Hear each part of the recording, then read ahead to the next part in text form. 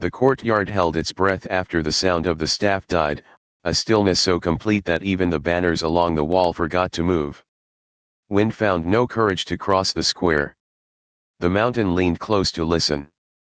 Liang stood on level stone with the taste of thin air still in his mouth, the memory of the last step living in his legs as if the staircase had left a portion of itself behind inside the meat of him. Elder Jian did not hurry the moment. He let the quiet ripen until it could be picked without bruising, then planted his staff once more. That small knock traveled like a message through bone. He looked neither severe nor pleased. He looked as a cliff looks after a storm, the same, and not the same. You have climbed, he said, and nothing in his voice reached for poetry. The stone accepts you. The sect will follow. The crowd did not erupt.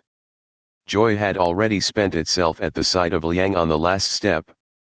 What rose now was a steadier sound, the murmur the sea makes when it remembers that the shore is fixed. Outer disciples straightened as if cords had been cut from their shoulders.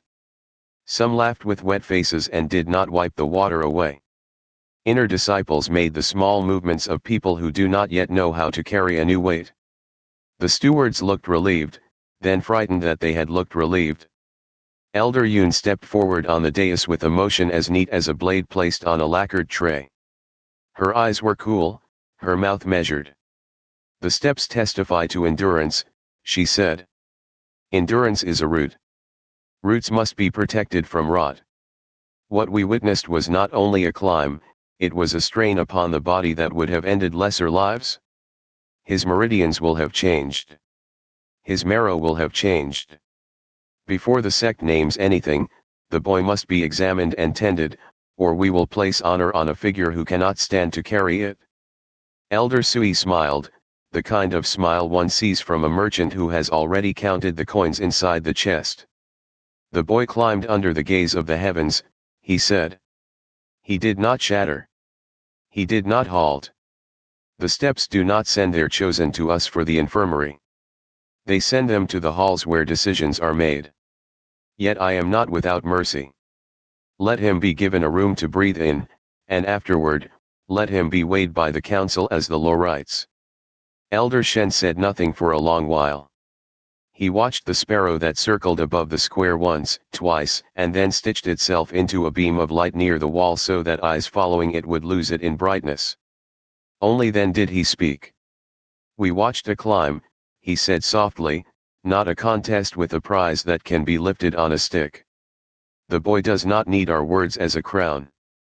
He needs our words as a door. Open a door that does not lead him into a room full of mirrors. Jian inclined his head, the decision already made under the surface while the others spoke. Liang, he called, and the name found Liang through the clamor of his blood. You will be tended in the house of quiet iron. 3 days. No visitors. After that, you will step into the hall of stone and you will hear what the sect asks and what the sect offers. If your legs will not carry you, you will be carried. If your breath fails, the house will lend you its breath. Liang bowed. The bow was not grand and it did not wobble. It was the bow of a man who knows that gratitude is a practice and not a performance. When he straightened, the square returned to motion as if someone had broken a seal. People spoke the way people speak after leaving a shrine, hushed at first, then louder, then without remembering that they had once been quiet at all. He took one step forward and the stone under his foot tilted a finger's width. The world swam. Then hands were there, not grasping, not guiding, simply present. 2 stewards, one on each side, walked near him without touching, their bodies a set of rails he could choose to lean on and chose not to. The stairs down from the dais had never seemed high and now looked like the side of a house. He minded each tread as if it had the same voice as the steps and would not accept a careless foot. The house of quiet iron sat behind a screen of bamboo and did not show itself until one had passed through shade that smelled of green water and old stone. The door opened before he reached it. A physician in grey waited within, a woman with hands like river stones, smooth from much work, steady at the edges. She said nothing about the climb. She spoke his name once to be sure she had it right and then pointed to a pallet covered with linen that had been washed until it forgot how to be stiff. Lie as if the bed were the ground, she said. Stiffness lies, the earth does not. He lay. The bed accepted him the way a pond accepts a stone. He did not sink far. He did not float. He found a place to rest that was real and did not apologize for being temporary. The physician's fingertips pressed along his forearms. He ticked under the skin as if he were full of small clocks. Meridians widened, she murmured, not to him. Microscopic tearing, already halfway repaired. The steps taught the body to endure and the body learned. Pain will arrive in seasons, not in storms. Nourish with marrow soup. Avoid cold water. Sit often, but do not lie sitting. A servant came like a shadow with bowls that steamed. The broth smelled of bones and herbs that do not know how to pretend to be sweet. Liang drank. The warmth traveled like a messenger sent along a familiar road. It told a story of returning home and finding the house still standing. When the bowls were empty, the physician set the back of her hand against his cheek and then against his sternum. 3 days, she said. No questions, if you can help it. Sleep with your mouth closed so you do not waste heat. He slept until the kind of dark that belongs to hills sank into the room. He dreamed without pictures. In the dream, a broom moved across stone, not for a court that would be judged, but for the stone itself. He woke with a single tear on his temple and did not wipe it. He slept again. The sparrow came twice each day and sat on the frame where the door rested when it was open. It made no sound. Sometimes it turned so that one eye held him and he felt he was not being observed but included. Once, near dusk, Elder Shen stood in the garden between the bamboos and looked in. He did not cross the threshold. He lifted 2 fingers and lowered them, the whole of a greeting and a promise that more words would come when words could be carried without spilling. On the second morning, Elder Yun visited alone, her robe the color of a clean blade. She did not sit. She looked at his hands, then at his eyes, then at the place under the linen where the danchin warms and worries. You have made a mark, she said. Do not let it be an excuse to stop making marks. Power hardens into habit quicker than salt. The steps tempered you. Remember that iron cooled too quickly cracks. She left a ring of jade at the foot of the bed, a circle small enough to close around his wrist, and walked out with the silence of someone who has learned the trick of leaving a room without disturbing its balance. On the 3rd day, Elder Sui came with a smile that had learned to look like affection in rooms where affection is expected. He brought a tray in his own hands, not by a servant's hands, a gesture calculated to appear uncalculated. The tray held fruits and a small cup with an amber liquid that clung to the cup as if it were not yet certain it wished to be drunk. You did well, he said. The sect needed to see a boy climb while the banners watched. The banners have been pleased for many years. They needed to watch a climb that pleased someone besides themselves. Drink. It will show your body all the warm places inside it forgot. Liang did not reach for the cup. Elder, he said, careful with the word, my body has been shown something like that already. It would be ungrateful to crowd the lesson with another lesson. Sui let the refusal pass over him without catching. Modesty has a taste I enjoy, he said, and smiled again with perfect teeth that had never known a fist. Tomorrow the council speaks. Hear them all, then answer only what is asked. Men who add words to a question are often helping the one who asked the question. He left the tray anyway and the fruit made the room smell like a garden where no one has ever had to weed. When the 4th morning arrived, the house of quiet iron let him go with a bow. The physician pressed a small packet into his hand. Inside, a handful of bitter seeds. If your breath goes wrong, she said, chew one. If your legs remember the steps and try to climb without you, soak 2 in warm water and drink the water slowly. There are other remedies, but these will not ask anything back. He crossed the garden, and the bamboo congratulated the air by rustling. The sparrow flew ahead and then behind and then sat on the lintel of the hall of stone as if it owned its place there the way the mountain owns ledges. Inside, the elders sat as before, the dais a curve of patient faces. Scribes lined the walls with reeds and ink made from the memory of smoke. Attendants knelt without letting their knees complain. Disciples gathered in the shadows where words can be heard without names attending them. The floor had been swept until it had no dust to leave on anyone who touched it. Elder Jian spoke first because the council still remembered how to begin with what is firm. You climbed, he said again, repeating the exact words at the exact weight, so that no one could turn them with cleverness. The sect will answer. First, an oath. Then, a name. Then, a charge. Elder Yun rose and held out a shallow bowl of water. The bowl had lines carved into its inside that caught light like a net catches fish. Your breath, your blood, a word, she said. Not a speech. A word. Liang pricked his thumb on the small thorn set in the rim, not a symbol, a tool, and let one drop fall into the water. He breathed over the surface until it moved, then said a single word that did not belong to any of the phrases his mind had prepared. Guard. Yun nodded, and a corner of her mouth relented just enough to call it a human mouth and not a mask. The bowl accepts it? We accept it? Elder Sui stood with graceful economy. The sect names, he said, and this was the part of his work he loved most because names move men, and men who move under the weight of names can be made to draw a cart without seeing the reins. Liang, you are no longer outer as the ledgers write. You will not be placed among the inner as a trophy.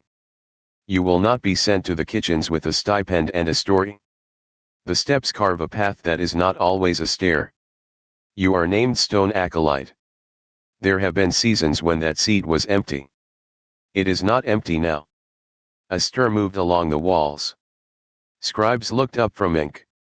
Stone Acolyte was an old name with dust on it, a title that belonged to periods when the sect remembered that walls have hearts and that hearts fail without hands to knead them back to work. Elder Shen lifted a scroll that had not been on the table a moment before. He did not unfurl it. He simply set it in front of Liang with both hands, a gift offered without drama.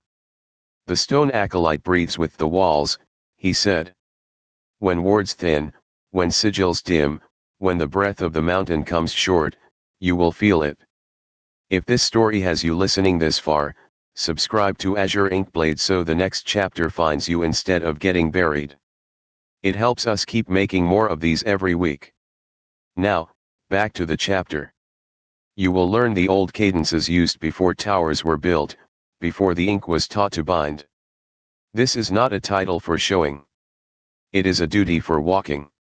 If your pride asks to be fed, bring it to me and I will give it a broom. Jian grounded his staff. The charge, he said. You will attend 2 trainings.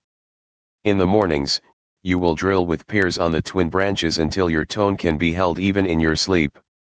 In the evenings, you will walk the wall. Alone at first, then with one of the wardens, then alone again. You will write what you hear. Not with words. With breath. The walls listen. If the veil crinkles like old paper, you will come to this hall and speak without waiting for permission. Elder Yun added one more stone to the pile. Until your body stops sending pain like messengers with torches, you will not duel, you will not accept challenges, you will not prove what has already been proven. If Renyao or any of the inner wish to test their names against you, they may bring their names to me and I will test them myself. This is law until I set it aside. Sui's smile sat down and did not get up quickly. Shen's eyes warmed as if the sun had touched a cup of water. Jian's chin dipped once, the sign that says a bridge will hold. Liang bowed again and found the bow was different now. Not deeper. Not longer. Different in the place inside where a bow can be offered as a shield or as a sword or as a hand. He took the scroll and did not untie it. He cupped the bowl a final time, memorized the small dimple in its rim where a craftsman's finger had pressed too hard, then set it down. When he left the hall, the sparrow flew not ahead and not behind. It kept pace at the level of his shoulder and made no noise. In the courtyard, people moved with the purpose of those who must be seen to be busy when they wish to stay and stare. He crossed toward the eastern passage that would take him to the old warder's stairs.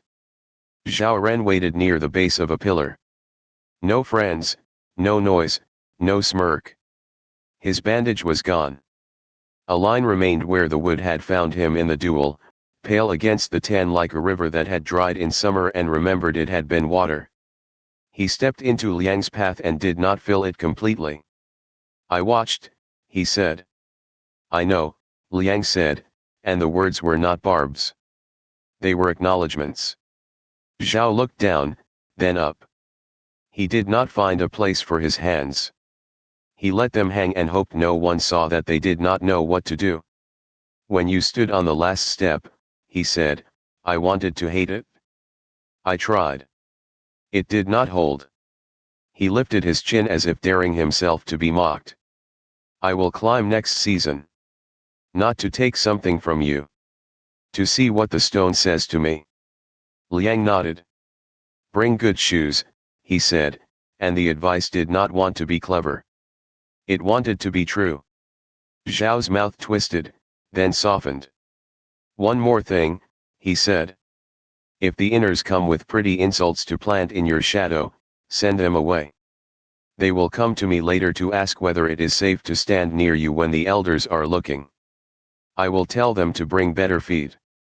They looked at each other until looking felt like too much. Zhao stepped aside. Liang walked on.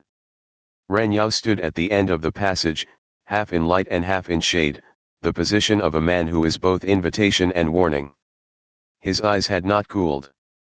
They had clarified. You climbed, he said, and made it sound like an obvious thing rather than an honorific. The sect will put robes on you until you forget your own shoulders. When you tire of that weight, find me. We will see if your breath holds when it meets something that does not care for walls. Liang stopped a courteous distance away. If what you bring is a river, he said, I will see whether my stone floats. Ren Yao laughed once, and the laugh was almost pleasant. Do not let the elders tame you, he said. They tame without cages. It is an art. I will try not to be a horse, Liang said, and the sentence pleased Ren more than it should have. Ren Yao moved aside with the grace of a gate opening for someone who does not yet have the key. Liang continued to the warder's stairs. The wall changed when you walked it alone. The noise of training died like a fire left without breath. The stones made their own conversations. Some hummed. Some whispered. Some said nothing because they had learned to conserve words. Liang placed his palm on the parapet and felt through the skin what the physician had said he would feel. A cobweb tremor where a sigil had been hastily repainted after the last breach, a steady pulse where the old glyphs cut into the stone still pushed their meaning outward like roots lifting a path one patient fraction at a time, a thinness at the corner where rain loved to gather and freeze and pry. He did not know the old cadences yet. He knew breath. He matched it to what he felt and drew a line of quiet along the inside of his ribs that had the same shape as the longest stretch of unmarred wall. The sparrow landed and sat with an attentiveness that looked like a scribe waiting for a speaker to make the sentence worth writing. He walked until his legs remembered they were still men and not steps, then walked back. The sun fell and the warder lamps woke with their own smelling of oil and discipline. He ate until food seemed like a task well done. He slept without dreams. The next morning he met Shen under the cedar near the library, the one that collects prayer knots in its low branches. The elder held the scroll he had given Liang and this time opened it. The script inside had been written by hands that had never hurried. No flourishes, no ornaments, only characters that believed in their own weight. This is quiet thunder, Shen said. You will not show it to anyone, not because secrecy is a game we play, but because the body that has not faced a weight like the steps will misunderstand and hurt itself. There are 7 sequences. The first 3 are breathing, the 4th turns breath into sound without sound, The last three teach the body to place that sound where it is needed, in stone, in wood, in the space between two people who must move together without cutting each other. Learn the first two, then come to me. Liang traced the first line with his eyes and felt the script settle into him. I will learn, he said. Shen looked past him to the wall. The veil gathers itself like old linen, he said. From a distance it looks whole. Close, it is full of repaired places. Some are good repairs. Some are needlework done by hands that had not been taught and had to try anyway. Your charge will ask you to praise none of it while you are still learning to see. This is harder than fighting. Remember it when your hands itch for a blade. By noon, word had already changed shape 3 times among the outer quarters. Some said the elders had offered Liang a seat in the inner hall and he had refused until the stewards promised to let him keep his old room and his old hours. Others said he had asked for the outer to be fed better and had been told to bring a ledger rather than a speech. Still others told a story in which the sparrow had spoken at the council and everyone present had fallen to their knees. None of those stories were true as written. All of them had truth inside them like a seed inside an apple. Work settled back onto the square as work always does after a spectacle. The ground remembered the feet that had to cross it. The wall remembered the hands that would test it at dusk. The elders returned to their rooms, where quiet is a tool that can be sharpened and used later. Inner disciples found corners to argue in, their voices bright and brightened further by envy. Outer disciples trained with less slack in their shoulders and more breath in their lungs. Zhao Ren sought out a steward and asked whether the steps could be climbed with a weight vest to make the body meet the truth earlier. The steward laughed, then stopped when he saw that Zhao had not been joking. That evening, Liang turned the first page of Quiet Thunder and read until the marks started to look like birds on a wire.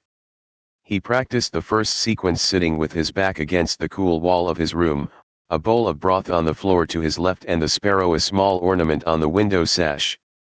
The sequence did not ask for power. It asked for attention. It taught the breath to move like rain over stone, neither rushing nor preaching. When he finished, the bowl of broth had cooled and the room had warmed, and he could not have said which had done so for the other. He slept and woke before dawn to walk the wall again, because he had said the word guard and the word had been listening when he said it. The mist made its old shapes and its new ones. Somewhere far out, beyond the line where land admits it cannot be the only thing, something turned over in the dark and showed a shoulder and sank. He felt the smallest tug on the inside of his chest where breath pays attention to weather and to fate. He set his palm on the stones and thanked them for having learned to hold a tone. On the third night, a bell rang once from a tower that prefers to speak only to wardens. The sound did not travel far. It did not need to. Liang heard it as a touch on the back of his neck. He quickened his steps without breaking the rhythm he had made with the wall and reached the north parapet in time to see nothing more dangerous than a wrinkle gather itself and smooth out again as if embarrassed. He waited. Nothing came through. He breathed into the line and felt it answer him. The sparrow settled and did not look away. Behind him, the sect turned toward sleep with the reluctance of a place that has watched its own weakness.